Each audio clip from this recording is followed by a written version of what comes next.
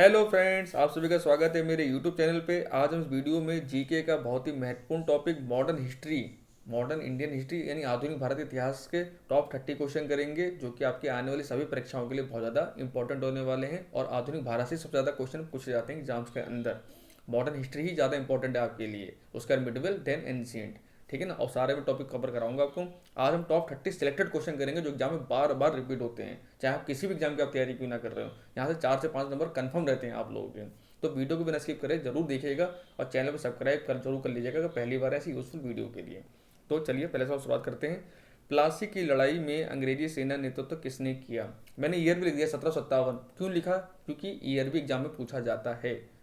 Simple की तरह question आ जाता है, प्लासी की लड़ाई कब हुई थी, आपको ईयर दे देगा। आपको नहीं पता होगा तो आप एक नंबर चले जाएंगे, इसलिए क्वेश्चन में मैंने इसका आंसर भी दे दिया है।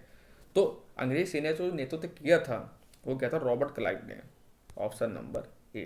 ठीक है ना। अगला सवाल है, बक्सर के युद्ध में अंग्रेजी सेना नेतृत्व करने वाला था। तो बक्सर युद्ध कब हुआ था? 1764 ईस्वी में। और इसमें जो अंग्रेज सेना नेतृत्व करा था वो करा था किसने? रॉबर्ट क्लाइव ने, सॉरी हेक्टर मुंडो ने। Option number C. ठीक है ना। अगला सवाल है, तीसरे आंग्ल मैसूर युद्ध को रोकने के लिए टीपू सुल्तान ने अंग्रेजों के साथ कौन सी संधि की। तो फ्रेंड, 3 आंग्ल मैसूर युद्ध हुए थे, जो तीसरा था वो निर्णायक था। तीसरा आंग्ल मैसूर युद्ध को रोकने के लिए टीपू सुल्तान ने श्रीरंगपट्टनम की संधि की थी। तो राइट आंसर होगा हमारा श्रीरंगपट्टनम की संधि। अगला सवाल है, भारत में डाक व्यवस्था शुरू करने वाला ब्रिटिश गवर्नर जनरल था। तो फ्रेंड, भारत में डाक व्यवस्था शुरू करने वाला जो ब्रिटिश गवर्नर जनरल था वो था Lord Dalhousie. Option number A. और लॉर्ड डलहौजी ने ही भारतीय रेल की नींव भी रखी थी 1853 में, जो मुंबई ठाणे के बीच में 34 किलोमीटर ट्रेन चलाई गई थी। ठीक है ना। अगला सवाल है, ब्रिटिश सरकार ने भारत में स्थायी बंदोबस्त कब लागू किया। तो स्थायी बंदोबस्त जो लागू किया गया था वो 1803 में किया गया था। Option number D. अगला सवाल है, वर्ष 1829 में सती प्रथा का उन्मूलन किसके द्वारा किया गया था। अब मैंने ईयर इसलिए लिखा है क्योंकि सती प्रथा का उन्मूलन कब किया गया ये बहुत बार पूछा गया है, कौन से ईयर में। तो 1829 में किया गया था। किसके द्वारा ये किया गया था? लॉर्ड विलियम बेंटिक के द्वारा। Option number D. Raja Ram Mohan Roy ji ने विलियम बेंटिक के साथ मिलकर इस कुरीति को क्या करा था? इलीगल घोषित करा दिया गया था कि अब सती प्रथा पर रोक लगा दी गई कि अगर कोई इस चीज़ को करता है तो उसको फांसी सजा दी जाएगी। और सती प्रथा, बाल विवाह, इन सब के लिए राजा राम मोहन राय जी ने बहुत ज़्यादा लड़ाई लड़ी थी, इसलिए उन्हें आधुनिक भारत के जनक भी कहा जाता है। ठीक है ना। और उन्होंने ब्रह्म समाज की स्थापना भी करी थी 1828 में। अगला सवाल है, 1873 में सत्य शोधक समाज की स्थापना की गई। तो सत्य शोधक समाज जो जो नीचे तबके के लोग थे उनको ऊपर उठाने के लिए ये इसकी स्थापना करी गई थी ज्योतिबा फुले के द्वारा। राइट आंसर होगा हमारा ऑप्शन नंबर सी। अगला सवाल है, सत्यार्थ प्रकाश पुस्तक के लेखक कौन है? वेरी इंपॉर्टेंट क्वेश्चन, काफी बार एग्जाम पूछा गया है। सत्यार्थ प्रकाश ये स्वामी दयानंद सरस्वती के द्वारा करी गई थी, इस पुस्तक के लेखक हैं। और स्वामी दयानंद सरस्वती जी ने आर्य समाज की स्थापना भी की थी 1875 ईस्वी में बम्बई के अंदर। ठीक है ना। अगला सवाल है, अलीगढ़ मुस्लिम विश्वविद्यालय की स्थापना किसने की थी। तो फ्रेंड, इसकी स्थापना की थी सैयद अहमद खान ने। Option number A. अगला सवाल है, संवाद कौमुदी पत्र के संपादक थे। बहुत ही ज़्यादा इंपॉर्टेंट सवाल है, काफ़ी बार एग्जाम पूछा गया है। संवाद कौमुदी पत्र के संपादक थे राजा राम मोहन राय जी। और मैंने भी आपको यहाँ बताया था, ब्रह्म समाज की स्थापना उन्होंने करी थी 1828 में, ये आपको याद रखना है। अगला सवाल है, स्वामी दयानंद सरस्वती का मूल नाम था। तो फ्रेंड, जो स्वामी दयानंद सरस्वती हैं इनका मूल नाम था मूल शंकर। Option number D. अगला सवाल है, बारदोली सत्याग्रह 1928 का नेतृत्व किसने किया।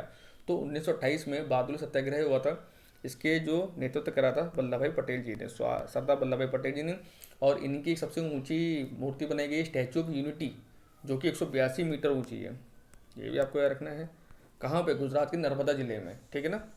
अगला सवाल है, गुलामगिरी का लेखक कौन था। अगेन वेरी इंपॉर्टेंट क्वेश्चन, गुलामगिरी का जो लेखक थे वो ज्योतिबा फुले ही थे।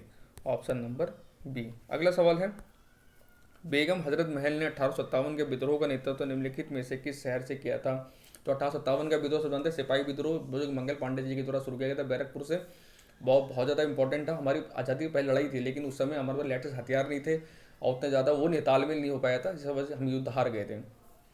तो इसका जो बेगम हजरत महल है इन्होंने लखनऊ से लड़ाई लड़ी थी। Option number A. अगला सवाल है, 1857 के विद्रोह के समय भारत का गवर्नर जनरल कौन था। तो फ्रेंड, 1857 के विद्रोह समय भारत का जो गवर्नर जनरल था वो था Lord Canning. Option number C. अगला सवाल है, भारतीय राष्ट्रीय कांग्रेस की पहली बैठक किस शहर में हुई थी।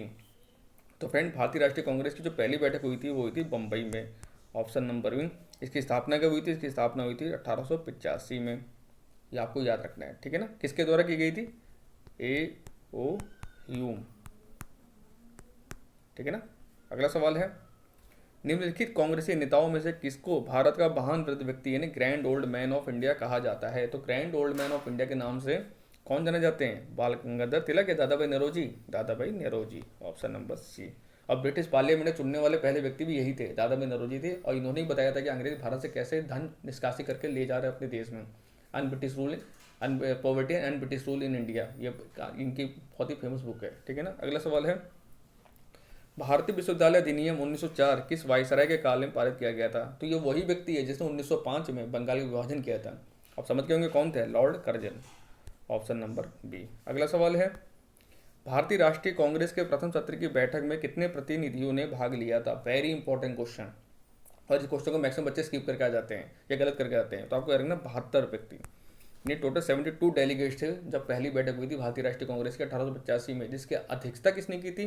वो की थी व्योमेश चंद्र बैनर्जी ने। अगला सवाल है, भारतीय राष्ट्रीय कांग्रेस का प्रथम विभाजन कब हुआ था? तो आप जानते हैं गरम दल और नरम दल, यानी गरम दल नरम दल में दो भागों कांग्रेस दल टूट गया था। कब टूटा था? 1907 में। कहाँ पे? सूरत में। जब सूरत का अधिवेशन हुआ था 1907 में, और इसकी अध्यक्षता जो की गई थी रास बिहारी घोष के द्वारा करी गई थी, ये भी आपको याद रखना है।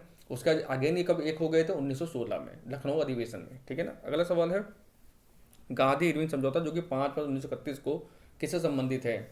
गांधी इरविन समझौता बहुत एग्जाम पूछा जाता है, इसका संबंध सविनय अवज्ञा आंदोलन से, ऑप्शन नंबर बी, ठीक है ना। अगला सवाल है, गांधी जी किस गोल में सम्मेलन में भाग लेने के लिए लंदन गए थे? तो आप सब जानते हैं लंदन में 3 गोल में सम्मेलन हुए थे।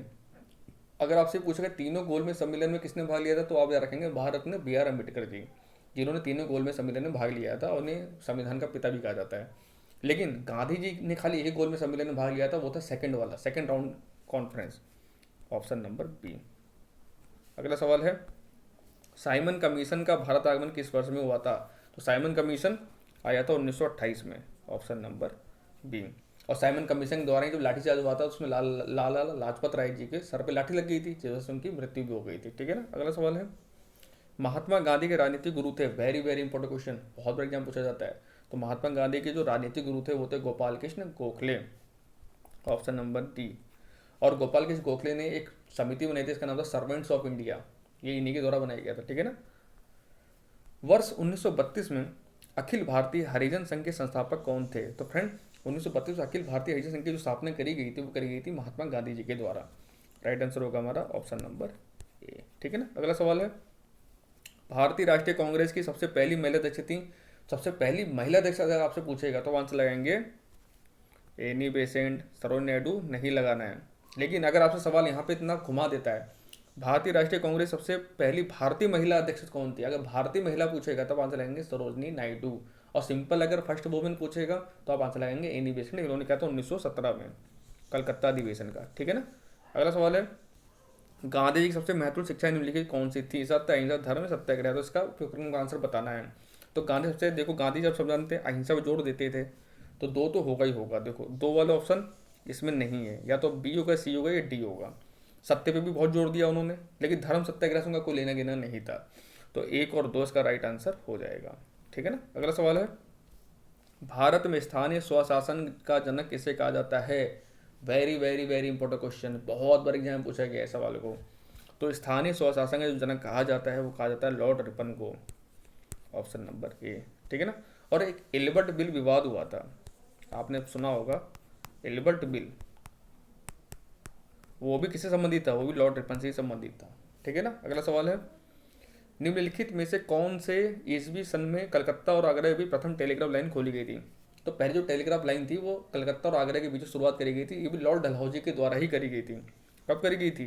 1853 में, ऑप्शन नंबर बी, ठीक है ना। अगला सवाल है और लास्ट वाले वीडियो का, निम्नलिखित में सुमेल बैठे हैं अब्दुल गफ्फार खान, दादा भाई नौरोजी, मोहनदास करमचंद गांधी, रविन्द्रनाथ टैगोर। तो देखो हम सब जानते हैं रविन्द्रनाथ टैगोर जो गुरुदेव कहा जाता था, तो डी में तो 4 आएगा हमारा। अब देखो डी में 4 वाला 2 ही ऑप्शन है। अब या तो ऑप्शन सॉरी ये रहा, या तो ऑप्शन नंबर बी होगा या ऑप्शन नंबर डी होगा। और अब्दुल गफ्फार खान को सीमांत गांधी कहते थे, तो ए में 2 आएगा। अब देखो ए में 2 इसमें भी है, ए में 2 इसमें भी है। अब देखो मोहनदास करमचंद गांधी जी को महात्मा कहा जाता था, सी में 1 आएगा, तो सी में 1 वाला ऑप्शन देखो ये है, तो ऑप्शन नंबर बी हो जाएगा। ठीक है ना।